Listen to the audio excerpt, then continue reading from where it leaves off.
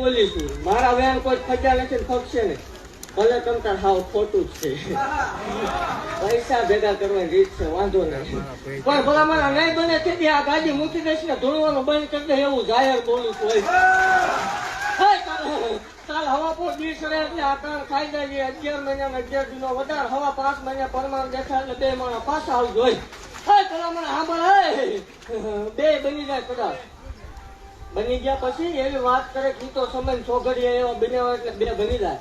પણ બે દીકરા ભલામણા જન્મ થાય ને બે જમણા હાથમાં હાથા ટાંગલી આવે તો જ માનવાનું હતું.